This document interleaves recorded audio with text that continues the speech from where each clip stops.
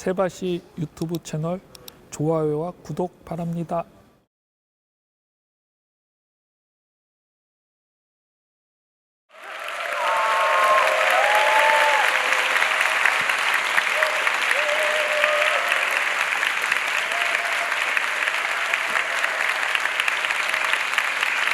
안녕하세요. 반갑습니다.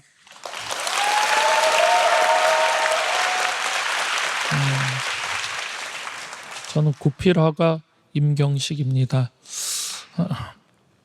얼마 전 유튜브에서 제가 출연한 캠페인 광고가 소개되면서 저는 아주 조금 얼굴이 좀 알려졌습니다. 헤이 클로바, 나 그림 그릴게.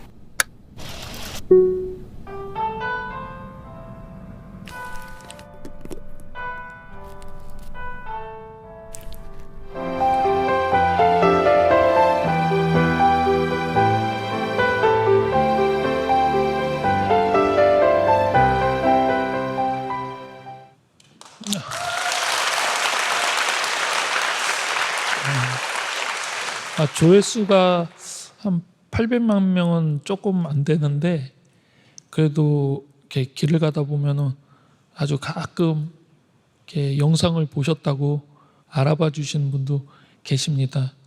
이 정도 되면 좀 나름 스타가 아닐까 좀 생각이 되는데, 죄송합니다. 저는 24년 전 1995년 9월 회사 선배가 군대를 간다고 해서 송별에 잠깐 참석을 하고 친구와 함께 오토바이 타고 친구네 집에 가다가 교통사고가 났습니다. 병원으로 갔는데 얼굴에 뭔가 이렇게 묵직한 게 있는데 그것도 뭐가 뭔지 모르겠더라고요. 근데 나중에 알고 보니까 그 묵직한 건 제 손이었어요. 제 팔이 얼굴에 있었는데도 사고 당시 제 목뼈 네 번째 뼈가 부러지면서 신경이 끊어져서 감각이 마비돼서 그 팔이 제 얼굴에 올라와 있는 것도 느끼지 못했습니다. 하루아침에 장애인이 되고 장애인의 삶을 살아야 한다고 그랬는데 그 상황에서는 어느 누구도 받아들이지 않았을 것입니다. 저는 금방 태어날 거라고 생각을 하고 있었는데 그렇게 중환자실 생활이 길어지다 보니까 그 희망은 점점 절망으로 갔고 저의 마음도 이렇게 다치게 되었습니다. 저희 가정은 기독교 집안인데 저희 엄마는 제가 사고 나기 4년 전에 뇌졸중으로 이미 편마비 장애를 얻으신 상태였고요. 거기다 저까지 장애를 얻고 병원 생활을 해야 했는데 간병인을 구하기에는 좀 경제적으로 많이 부담이 됐고요. 또 엄마는 많이 불편한데 그때 저희 하나밖에 없는 2살 터울의 누나가 어린이집 교사로 근무를 하고 있었는데 제 간병을 해주겠다고 다니던 일을 그만두고 저와 함께 병원 생활을 같이 했습니다. 저희 엄마는 비장애인의 걸음으로 한 15분 되는 거리를 그 불편하신 몸으로 한 50분씩 걸어 다니시며 매일같이 비가 오나 눈이 오나 새벽 기도를 다니셨고요. 집에서도 오전 9시, 오후 3시, 저녁 9시 이렇게 시간을 정해놓고 매일같이 기도 생활을 하셨습니다. 이 못난 아들을 위해서요. 그렇게 가족들의 헌신이 있었는데도 불구하고 저는 몸이 불편하고 내 마음대로 할 수 없다는 그 이유로 가족들한테 불평, 분만, 짜증도 냈고요.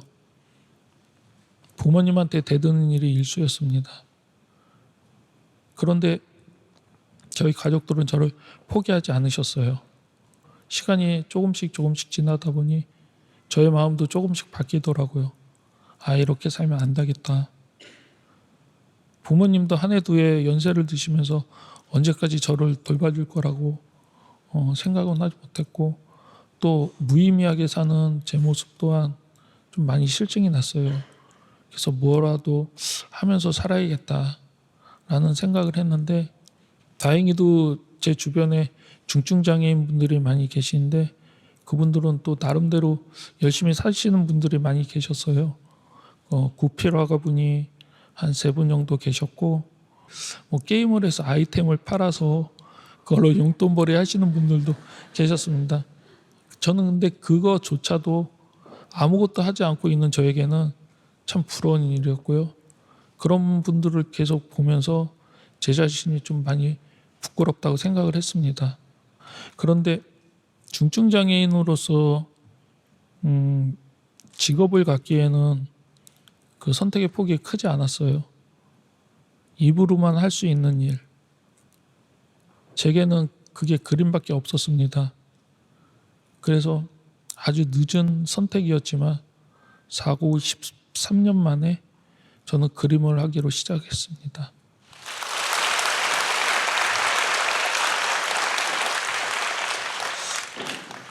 그림에 워낙 소질이 없다 보니까 처음에 시작하는 것도 쉽지가 않았습니다.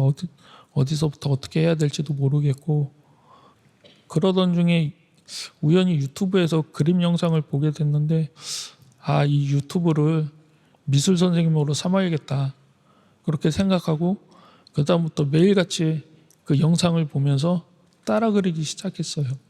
하루에 7, 8시간 뭐 이렇게 보면서 매일같이 했고 연습을 또 하고 한 1년이 지났을 때 저도 처음 전시할 수 있는 기회가 주어졌어요.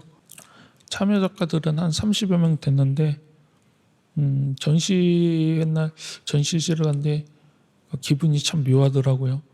그 많은 그림 중에 제 그림은 한 점밖에 없었고 또 큰 그림도 아니었어요. 작은 그림이었는데 그냥 왠지 그냥 여기 계시는 그 작가분들하고 동등하다는 느낌이랄까? 그냥 나도 화가다 이런 생각도 들었고요. 정말 내가 그림을 하고 있구나 이런 실감이 났습니다. 하루는 어느 날 인천 미추홀 도서관에서 연락이 왔는데 도서관 관장님께서 제가 나온 그림하고 기사를 보고 전시회를 한번 했으면 좋겠다는 연락을 받았어요. 이 전시는 도서관 1층에 큰 전시관이 있었고요. 뭐 도록이나 뭐 팜플렛은 물론이고 그 현관에도 뭐 입간판을 달고 그 도서관 벽면에는 크게 현수막까지 달아주고 홍보를 해준다고 했어요. 한마디로 공짜죠. 그래서 저는 그 개인전에 대한 그 걱정과 고민을 잠시 고이 접어서 안드로메다로 날려보내고 이 좋은 기회를 잡기로 했습니다. 자본주의 사회의 뭐 본능이랄까. 그래서 다행히도 전시까지 한 7, 8개월이라는 시간이 있어서 열심히 준비하면 되겠다 생각을 했습니다. 하지만 개인전을 하고 제가 부지런히 활동하는 모습은 저희 엄마는 보지 못하셨습니다. 아마 천국에서 그 누구보다 기뻐하시고 대견해하셨을 거라고 저는 믿습니다. 그렇게 개인전이 끝나고 나니까 좀 자신감이 많이 생기더라고요. 그래서 뭐 장애인 기능 경기에도 출전을 하고 뭐 공모전에도 출품을 하면서 수상도 하게 되고요.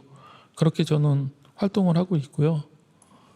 제가 유화를 처음 그릴 때 풍경을 주로 그렸습니다. 지금도 뭐 풍경은 계속 그리고 있고요.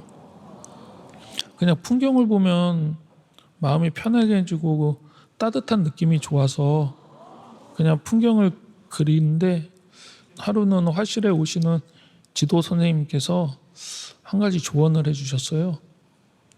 캔버스에 나 자신을 한번 표현해 보면 어떻겠냐고. 이렇게 소재를 찾다가 우연히 어항과 금붕어에서 영감을 좀 받게 되었는데요.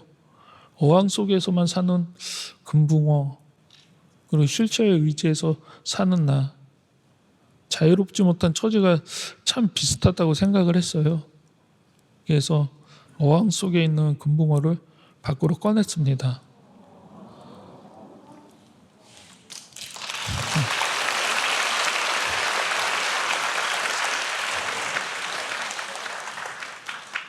예, 어항이라는 굴레에서 벗어나게 한 것은 자유롭고 싶은 제 마음을 그냥 표현하고 싶었던 거고요.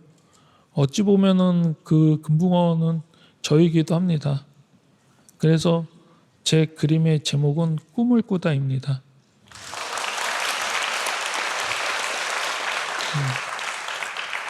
얼마 전에 그 제 광고를 보시고 SNS에서 13,000여 명의 분이 응원의 댓글을 달아주셨어요. 그 덕분에 저는 감사하게도 저와 구조가가 네 분과 함께 전시를 하게 되었는데, 그 전시 또한 LG U+에서 전액 지원을 해줬고,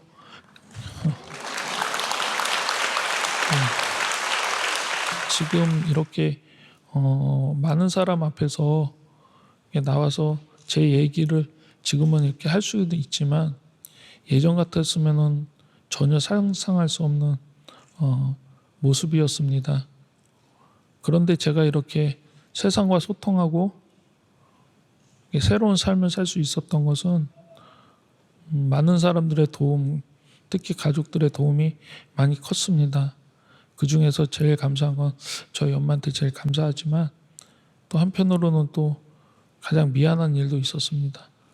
저희 엄마는 간식도 먹여주고 또 물도 틈틈이 챙겨주면서 제가 힘들지 않게 제 옆에서 저를 돌봐주셨습니다.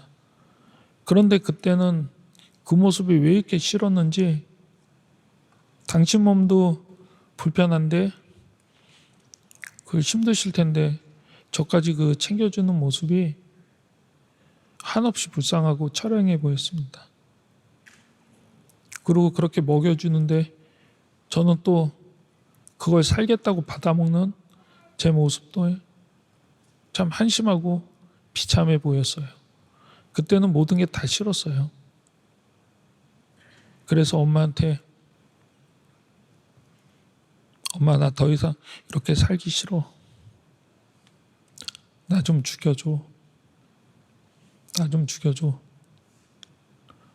해선 안 될 말을 했습니다. 그 누구의 잘못도 아니고 내 스스로 실수로 이렇게 된 건데, 지금까지 충분히 가족들을 힘들게 하고 괴롭히고 있었는데도 저는 저희 엄마 가슴에 대못을 받고 말았습니다. 지금도 제 가슴 한편에는 응어리로 남아 있고요. 또 제일 후회되는 일이기도 하고요. 그럼에도 저희 엄마는 항상 늘 제 편이셨습니다. 제가 처음 그림을 할 때 아무것도 아닌 그림에도 잘한다 잘한다 칭찬해 주셨고, 제가 다시 걷기를 바라시면서 성경책 넣고 다니는 가방에 항상 제 양말을 넣고 다니시며 기도를 하셨습니다. 그리고 아들한테는 해줄 수 있는 게 기도밖에 없다면서 늘 미안해 하셨던 저희 엄마. 그렇게 해줄 수 있는 게 기도밖에 없다면서 미안해졌던 그 기도가, 그 엄마의 기도가 저의 마음을 열게 해줬고, 저를 새로운 삶으로 나오게 이끌어 주셨습니다.